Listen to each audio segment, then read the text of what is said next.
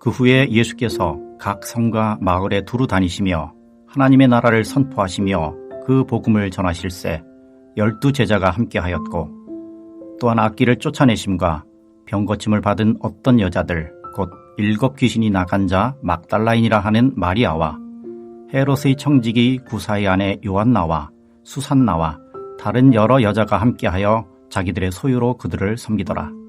각 동네 사람들이 예수께로 나와 큰 무리를 이루니 예수께서 비유로 말씀하시되 씨를 뿌리는 자가 그 씨를 뿌리러 나가서 뿌릴새 더러는 길가에 떨어짐에 밟히며 공중의 새들이 먹어버렸고 더러는 바위 위에 떨어짐에 싹이 났다가 습기가 없으므로 말랐고 더러는 가시떨기 속에 떨어짐에 가시가 함께 자라서 기운을 막았고 더러는 좋은 땅에 떨어짐에 나서 100배의 결실을 하였느니라. 이 말씀을 하시고 외치시되 들을 귀 있는 자는 들을지어다. 제자들이 이 비유의 뜻을 물으니 이르시되 하나님 나라의 비밀을 아는 것이 너희에게는 허락되었으나 다른 사람에게는 비유로 하나니 이는 그들로 보아도 보지 못하고 들어도 깨닫지 못하게 하려 함이라. 이 비유는 이러하니라. 씨는 하나님의 말씀이요 길가에 있다는 것은 말씀을 들은 자니 이에 마귀가 가서 그들이 믿어 구원을 얻지 못하게 하려고 말씀을 그 마음에서 빼앗는 것이요 바위 위에 있다는 것은 말씀을 들을 때에 기쁨으로 받으나 뿌리가 없어 잠깐 믿다가 시련을 당할 때에 배반하는 자요 가시떨기에 떨어졌다는 것은 말씀을 들은 자이나 지내는 중 이생의 염려와 재물과 향락의 기운이 막혀 온전히 결실하지 못하는 자요 좋은 땅에 있다는 것은 착하고 좋은 마음으로 말씀을 듣고 지키어 인내로 결실하는 자니라. 오늘 본문은 4종류의 밭에 대한 예수님의 비유와 설명입니다.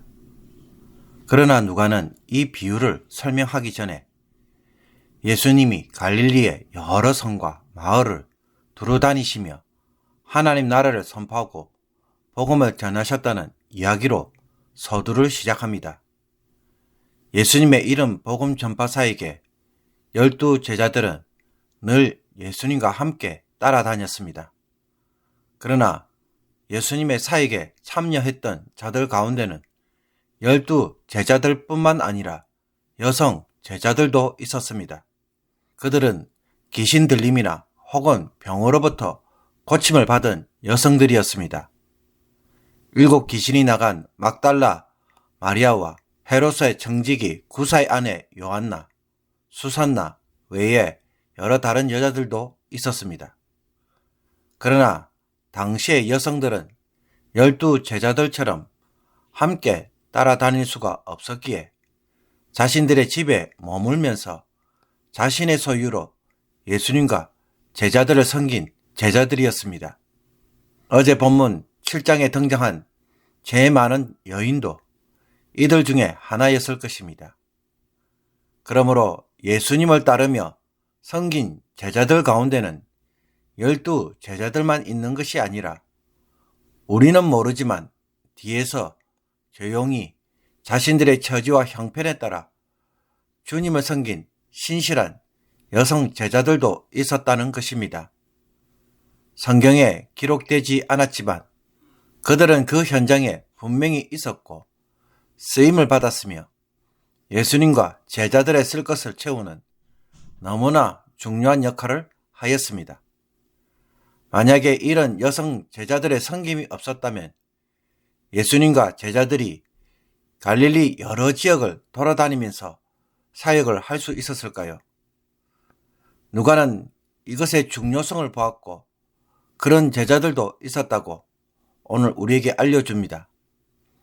그러므로 우리가 교회에서 직분이나 여러 사역들로 섬길 때 아무도 알아주지 않는다고 해서 수고한 것에 대한 언급이 없었다고 해서 기록도 없고 나 혼자만 열심히 섬기다가 끝나는 것처럼 느낄 때도 있지만 결코 부정할 수 없는 한 가지 사실은 있습니다. 그것은 여성들처럼 우리도 하나님을 섬기는 그 현장에 있었다는 것입니다. 사람들이 모를 뿐이지 그때 주를 섬겼고 누가처럼 기억하는 자들이 있으며 무엇보다 주님 자신이 그 사실을 알고 있다는 것입니다. 그러므로 사람들의 평가에 따라 주를 섬기는 자가 아니라 주를 섬기는 것에 감사와 영광으로 누리는 자들이 되기를 원합니다. 처음에는 죄인이 나를 용서해 주신 주의 은혜 때문에 섬기다가 어느 순간부터 사람들의 말에 따라 나의 열심이 오르락 내리락 하고 있다면 매우 위험한 상황에 있다고 말할 수 있을 것입니다. 만약 이와 같은 처지에 있다면 예수님의 비유 속에 나오는 나는 어떤 종류의 밭인지 오늘 스스로 판단해 볼 수 있기를 원합니다. 여러 사람들이 예수님께로 나와 모였을 때 예수님은 하나님 나라의 비밀에 대하여 비유로 말씀하셨습니다. 하나님 나라가 어떻게 사람들 속에 임하고 성장하는지를 비유로 가르쳐 주신 것입니다. 씨를 뿌리는 자가 씨를 밭에서 뿌립니다. 씨를 손으로 쥐고 좌우로 뿌리다 보면 밭에 떨어지지만 때로는 밭 옆에 있는 길가에 또는 바위 위나 가시떨기 속에 떨어지기도 합니다. 예수님은 씨를 뿌리는 자, 즉 농부가 뿌리는 씨를 하나님의 말씀이라고 제자들에게 해석해 줍니다. 그래서 하나님의 말씀, 즉 복음이 사람들에게 전파될 때 어떤 사람들은 듣지만 마귀가 가서 그 말씀을 마음에 빼앗음으로 구원받지 못하게 합니다. 이것이 길가에 뿌려진 씨라는 것입니다. 그리고 바위 위에 떨어진 씨는 하나님의 복음을 기쁨으로 받지만 뿌리를 내리지 못하기에 잠깐 믿다가 시험을 만나면 배반하고 돌아서는 자를 의미합니다. 씨가 가시떨기에 떨어졌다는 것은 말씀을 듣고 지내는 중에 이생의 염려와 재물과 향락에 더 관심을 가짐으로 결국은 열매 맺지 못하는 사람을 두고 하는 말입니다. 그러나 좋은 땅에 떨어졌다는 것은 밭에 떨어진 것으로 착하고 좋은 마음으로 말씀을 듣고 지키고 인내함으로 열매를 맺은 자를 뜻합니다. 그러므로 교회에서 하나님 나라의 복음을 전파할 때 모든 사람들이 그 자리에서 다 듣지만 그 중에 열매 맺는 자들은 과연 누구입니까? 4분의 3은 듣고도 믿지 않고 들었지만 제대로 열매 맺지 못한 자로 남아 있습니다. 들은 말씀에 대하여 제대로 반응하고 열매 맺는 성도는 4분의 1에 불과하다는 것입니다. 그러므로 잘 생각해 보십시오. 다수는 하나님의 복음에 대하여 제대로 반응하지 않고 소수만이 하나님의 복음에 반응하며 열매를 맺는다는 것입니다. 이것은 매우 충격적인 말씀입니다. 나는 다수일까요? 아니면 소수일까요? 설교를 듣고 매주 살아가는 나의 삶을 한번 되돌아보시기를 바랍니다. 나는 과연 열매가 있는 말씀 생활일까요? 주님의 비유에서 보듯 열매 맺는 문제는 어떤 말씀을 들었는가에 있지 않고 들은 말씀에 대하여 내 마음이 어떻게 반응하는가에 달려 있습니다. 15절에서 예수님은 착하고 좋은 마음으로 말씀을 듣고 지키어 인내로 결실하는 자가 좋은 밭에 떨어진 씨로서 100배의 결실을 맺었다고 말씀합니다. 착하고 좋은 마음으로 말씀을 듣고 품은 자가 열매를 맺는 것입니다. 성도의 마음 상태가 열매를 맺는 중요한 요인이 되는 것입니다. 말씀을 탓할 것이 아닙니다. 그 말씀을 제대로 품지 못하는 자신의 마음을 먼저 살피는 것이 무엇보다 중요합니다. 다른 세 종류의 밭을 자세히 보십시오. 그 마음이 어떤 상태에 있습니까? 마귀가 들고 가도 아무런 문제가 없습니다. 시험이나 이생의 염려나 재물과 향락에 대하여 무방비 상태입니다. 그냥 마음이 세상에 내팽개쳐 있으니까 온갖 잡다한 것들이 그 마음을 파고 들어오는 것입니다. 말씀을 지키기가 힘들어서 열매를 못 맺는 것이 결코 아닙니다. 그 마음이 방치되어서 마귀와 세상에 버려져 있기에 결국은 아무런 열매를 맺지 못하도록 방해하고 있는 것입니다. 그렇다면 지금 여러분은 자신의 마음을 어떻게 관리하고 계십니까? 겉으로 예수님이 우리로 하여금 누리도록 하시고자 하는 하나님 나라의 삶은 무엇과 깊이 연관되어 있습니까? 예수님은 씨는 하나님의 말씀이라고 하셨습니다. 주님이 전해주시는 하나님의 말씀, 즉 복음에 대한 성도의 삶이 하나님 나라의 비밀을 알고 참여하는 삶입니다. 신앙은 하나님의 말씀을 통해 성장되고 열매 맺고 하나님 나라의 삶을 체험합니다. 그러니 하나님의 말씀에 대하여 근본적으로 제대로 서 있지 못한다면 그 사람은 그 어떤 열매도 맺을 수가 없습니다. 성도의 신앙은 교회를 다니는 것에만 있지 않습니다.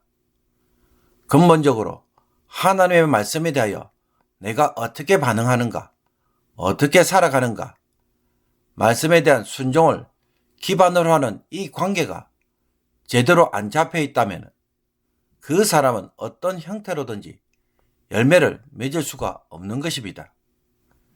예배와 교회 생활 자체가 무너지는 것입니다. 학생이 학교에 간다고 해서 다 공부를 잘합니까? 수업 시간에 수업을 이해하지 못하고 또 자기 것으로 공부하는 시간이 없다면 아무리 학교를 매일 나가도 소용이 없게 됩니다. 대학도 갈 수가 없습니다. 학생이 된다는 것이 학교에 한 번도 빠지지 않고 개근상을 받는 것에 있다고 생각하고 계십니까? 학교에 안 나와서 대학을 갈 수 있다는 것도 참으로 어리석은 생각이지만 열심히 학교에 나오는 것만으로 대학을 갈 수 있다고 생각하는 것도 참으로 어리석은 생각일 것입니다. 사랑하는 성도 여러분, 하나님의 말씀을 마음이 깊이 품지 않으면 마음은 결코 바꾸어지지 않습니다. 자신의 세계관과 가치관을 절대로 안 바꾸려고 합니다. 여러분이 평생 살아온 삶의 습관, 생각, 사고의 틀을 바꾸려고 한다면 무엇이 있어야 그 잘못을 알고 바꿀 수 있겠습니까? 마음이 말씀을 깊이 품을 때 비로소 변화가 일어나는 것입니다. 나의 내면에 오랜 죄된 습관을 뿌리채 뽑으려고 한다면 그것은 여러분의 마음에 하나님의 말씀이 하루 종일 머물 때입니다. 착하고 좋은 마음으로 말씀을 듣고 지키어 인내함으로 이 말씀이 여러분의 마음에 뿌리를 내려 하나님 나라가 여러분의 삶에 가까워지기를 주님의 이름으로 축복합니다. 기도 드리겠습니다. 주님, 여성이기에 12 제자들처럼 함께 다니지 못한다고 좌절하며 포기하고 살아가는 자들이 아니라 한계 속에서도 자신의 소유로 예수님과 제자를 섬김으로 주님의 갈릴리 사역에 함께 동참하며 제자로서 살았던 여성 제자들이 이제는 저희들의 모습이 되게 하옵소서. 바위나 가시떨기에 떨어진 씨앗처럼 얼마 가지 못하고 죄풀에 꺾여 온갖 걱정과 판단으로 스스로 포기해버리는 그런 마음의 밭이 되지 않게 하옵소서. 이름도 없고 알아주는 사람도 없지만 주님의 사역 현장에 있었던 제자들처럼 저희들도 모든 죄를 용서해 주신 주님의 은혜에 늘 감사하면서 교회를 섬기는 그 현장에 서 있게 하여 주옵소서. 행여라도 사람들의 판단과 명성 때문에 억지로 순종하는 자들이 되지 않게 하옵소서. 순종하였음에도 결국 아무런 열매를 맺지 못하는 헛수고를 저희들이 반복하지 않기를 간절히 소원합니다. 우리의 마음밭을 다시 한번 성령으로 일구어 주셔서 묵은 땅을 기경하여 주옵소서. 열매 맺는 땅이 되게 하옵소서. 하오니 오늘부터 말씀을 가까이 하고 말씀 중심의 삶의 기초를 바로 세움으로써 이제부터 하나님 나라를 체험하고 누리는 성도들이 되게 하옵소서. 하나님 나라가 말씀에 기초하고 있기에 여기에 서 있는 신앙생활을 모든 성도들이 세워가게 하옵소서. 이 일을 위하여 성령께서 저희들의 마음을 주장하여 주시고 말씀을 가까이 하는 귀한 성도들이 되게 하옵소서. 예수 그리스도의 이름으로 기도하옵나이다. 아멘.